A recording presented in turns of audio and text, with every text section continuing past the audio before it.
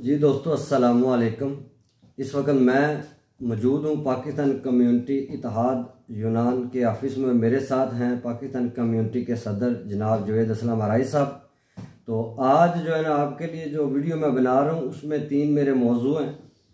एक जो आजकल पेरीफेरियाज में बहुत सारे दोस्तों ने सवाल किए हुए हैं कि लेट हो रहे हैं कार्ड या वीवीओसी के मुतालिक, दूसरा असाइलम के मुतालिक, और तीसरा कुछ सवालात हैं उनके कुछ और जो है ना आपको जवाबात मैं आप तक पहुंचाता हूँ आपके लेके। जी सर, अस्सलाम वालेकुम जनाब। एक साहब ठीक है, अल्हम्दुलिल्लाह। 2-3 बड़े बिजी हो गए थे सारे मसरूफियात काम कुछ वाक़यात हो गए और उसके बाद इसमें मामला खुशी और गम सारा कुछ करता है। अल्लाह ताला अपनी रहमत करे। तो मैं आज हाजिर हुआ हूँ, बहुत से जो दोस्त हैं ना इस वक्त जो पेरीफेरियाज के, मैं जो है ना वो टॉपिक पहले करता हूँ कि पेरीफेरियाज पूरे जो इथन में है, खासतौर पर पालिनी, खासतौर पे जो पालिनी पेरीफेरिया है उसके मतलब बहुत ज़्यादा मेरे दोस्त पूछ रहे हैं कि इतने लेट क्यों कर रहे हैं। एक साहब, पालिनी और पिरिया में 2 पेरीफेरिया ऐसे हैं, वैसे तो सारे तकरीबन पेरीफेरियाज में लेट ही है। इस पे बेचैनी तो होती है मजदूर को, 1.5 साल 2 साल 3 साल। जी सर। लेकिन मैं तजवीज़ करूँगा कि बेचैनी ना करें, क्योंकि बेचैनी से कुछ होने वाला नहीं। एक सिस्टम है ना, एक निज़ाम है उनका। तो सब्र से तहम्मुल में अपने वकील से रजू रखें, करने वाले जो काम है वो करते हैं जी। अगर आप फॉर एग्जांपल कहते हैं मेरे वकील ने कुछ नहीं किया, वो कुछ नहीं करता, वो सुनता ही नहीं है जी, तो वकील चेंज करने से भी हतुल वसा कोशिश करें, वकील भी चेंज ना करें। वकील नहीं चेंज, बार बार जब वकील चेंज करेंगे ना, क्या होगा, नए वकील को आपके केस का पता ही नहीं होता। हाँ। तो अक्सर बेशतर अब वकाला वगैरह जो है उनका मसला ये होता है कि उनके इख्तियार में अगर हो तो वो तो चुटकी बजाते हुए दूसरे दिन आपका आदिया परमुनी आपको दे दे। ऐसे ही वकील ने आपकी एप्लीकेशन करनी है, मामलात करने, एप्लीकेशन भेज देनी है पेरीफेरिया में जी। पेरीफेरिया जो है जब तक जवाब नहीं देता आपका वकील इंतजार करेगा, आप भी इंतजार करेंगे। ये आपने जो बात की है ना बड़ी ज़बरदस्त, उसकी वजह ये, एक दो मेरे भाई ने पूछो यार मेरा वकील जो है ना कोई अच्छा सा होता ना तो शायद मुझे जल्दी इसका मतलब है वकील का काम है आपकी एप्लीकेशन करनी। और तबीयत में मजाल है कि अगर उसने कोई मेल की है, आप वकील को आनर दें, इज्जत दें जी। दिल करता है, एतबार करता है तो तब वकील करें। बिल्कुल। जब कर लें तो फिर उस पर रुक जाए, जम जाए। सही, ठीक है। अगर नहीं काबिल एतबार तो उसको अच्छे तरीके से, शाइस्ता तरीके से छोड़ दें। तो और दूसरा ये भी है कि बड़ी दफ़ा हम ना 10-10 अफराद के जरिए वकीलों को फ़ोन करवाते हैं और उनसे जिनको ज़बान भी नहीं आती, जिनको कानून का भी नहीं पता, और वो फिर ना चाहते हुए भी कुछ ऐसे बुरे लफ्ज़ बोल जाते हैं जो हकीकतन अच्छे नहीं होते। बिल्कुल। सब्र से तहम्मुल से। और पिरिया में पालिनी में ये ज़्यादा लेट है, तो बाकी भी पूरे यूनान बार के पेरीफेरियाज में लेट है। ये मुतस्माना और पॉलिटिकल फैसला है इनका, जिसका हकीकी हाल तो ये है कि हम मज़दूर जो हैं वो मुजाहरा करें 10,000 5,000 लोग, जो कि लोगों को ये समझ नहीं आता। तो फिर अगर मुजाहरा नहीं करना 1 2 3, यूरोपीय यूनियन अगर इसको हल करे ना तो ऐसे हल होगा। लेकिन उसके लिए कवानीन की जो है ना खिलाफ वर्जी की जाए, खिलाफ वर्जी कर रहा है यूनान, जानबूझकर पॉलिटिकल क्राइम कर रहा है। ये नफसियाती तौर पर मजदूर को टार्चर करने का, नस्ली तसब का एक हुकूमती सिस्टम है। क्योंकि ये कहते हैं कि जब मजदूर को हम पेपर जल्दी दे देते हैं तो वो यूनान से चला जाता है, किसी और मुल्क अपने घर चला जाता है, शादी जाके कर लेता है, कोई और दुख गामी से याद आ जाते हैं, तो मजदूर है जी जी। तो ये यानी कि हमारे हकूक पर डाका डाल रहे हैं, मुतस्माना हमला है ये। बिल्कुल। तो इसके लिए बड़ा बेहतरीन हल मौजूद है, लेकिन उसके लिए लोगों का इकट्ठा होना, खड़े होना वो बड़ा जरूरी है। दूसरा सर, असाइलम जो है ना, इस वक्त आप सारे लोग भी जानते हैं, आप के काफ़ी दिनों से हम प्रोग्राम कर रहे हैं कि इस वक्त कानून नहीं है, लीगल जो है ना कानून बड़े सख्त हैं, ना 3 साल का और ना ही 7 साल वाला। वैसे एक छोटी सी आस उम्मीद है दिसंबर के फौरन बाद या जनवरी में, लेकिन अभी मामला सख्त है। कोई खास नहीं, खास खबर नहीं है। मसला वही है कि चूंकि मजदूर की बहुत तलब है, और ये मजबूर हैं, बेबस हैं कि कोई ऐसा रास्ता खोले जिससे मजदूर को लीगल करेंगे तो मजदूर काम करेगा ना। तो इस वक्त जो सुना मैंने ये सियासी पनाह के बारे में, आपने पता है वो पिछली वीडियो में आप बता रहे थे, तो मैं तो नहीं आ सका, लेकिन मैंने वो आपकी अपलोड भी कर दी थी कि सियासी पनाह का जो दुरुस्त तरीका है जिससे फ़ायदा हो ना, बेतुकी अगर सियासी पनाह की अपील दे देते हैं लोग तो वो फिर ज़ाया हो जाती है, कैंसिल हो जाती है। लेकिन अगर सही तरीका अगर आप वजाहत कर दें ताकि उसमें अच्छा बेग साहब, सही और गलत को जानने की फिक्र अगर आप लोगों को लग जाए ना तो आप यकीन करें दुनिया को फतह कर लें। बच्चों को फिक्र होती है बस जल्दी करो जी, लंबी ना करो जी, छोटी करो जी, तो वो असल बात अधूरी बात में जब तब्दील हो जाती है तो अधूरी बात कुछ नहीं देती। असाइलम के हवाले से ये उसी का एक पेशरफ्ता पेश खैमा है कि हुकूमत सोच रही है कि किसी तरह से असाइलम की एप्लीकेशन ही कर दी जाए तो उस पर मजदूर को हम काम ले सकें। खेत में, खलियान में, फैक्ट्री में मजदूर पे, दुकान पे मजदूर की ज़रूरत है। अब आप दुकान में काम करते हैं, कितनी मुद्दत से आप मजदूर ढूंढ रहे हैं? वो लेडी वर्कर जो आप लेडी वर्कर हम बहुत साल 1.5 साल हो गया, लेकिन वो जो है ना लेकिन नहीं मिल रही, नहीं मिलते। तो उस वजह से आप इससे ये अंदाजा कर लें कि कैंपों वाले अपने बच्चों को कहता हूँ और बाहर जो है उनको कहता हूँ कि कम से कम असाइलम का एप्लीकेशन कर दें। आप बड़ा सेंसेबल आपने सवाल किया है कि क्या दुरुस्त तरीका है। दुरुस्त तरीका ये है, मैं इस बात ये पूछता ही क्यों नहीं दुरुस्त तरीका क्या है। हर को कहता है जी बादशाह फटाफट सरियों तली ते जमा दो।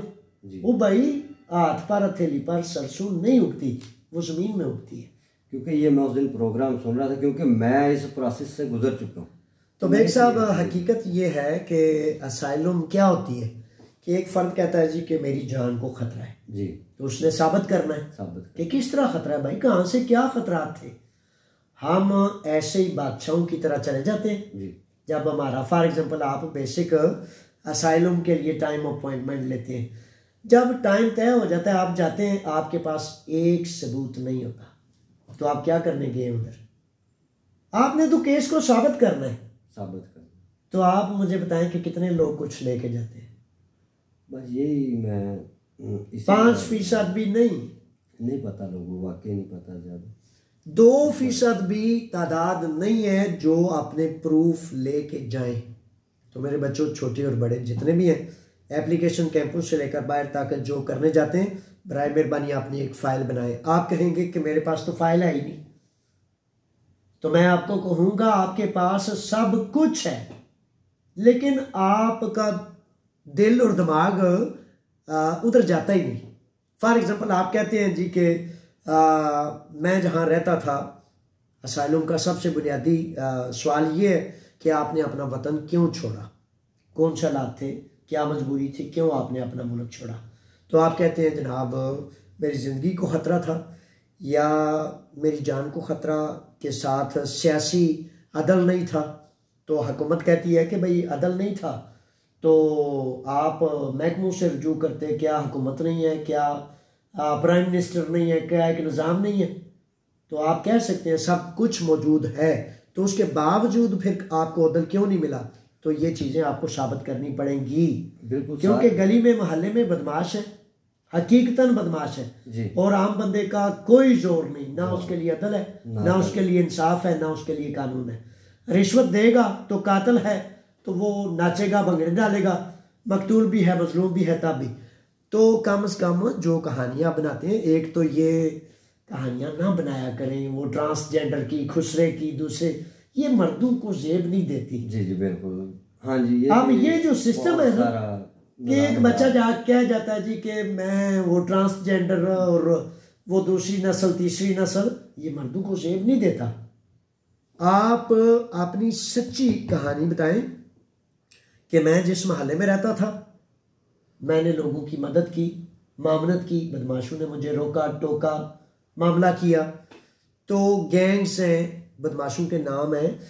किसी भी केस में आपको साबित करना पड़ता है कि ये वो फर्द था, ये वो फर्द है, वो था। तो अखबारात भरी पड़ी है, आपके मोहल्ले के केसेस हैं बड़े, आपके मुल्क के केसेस हैं बड़े।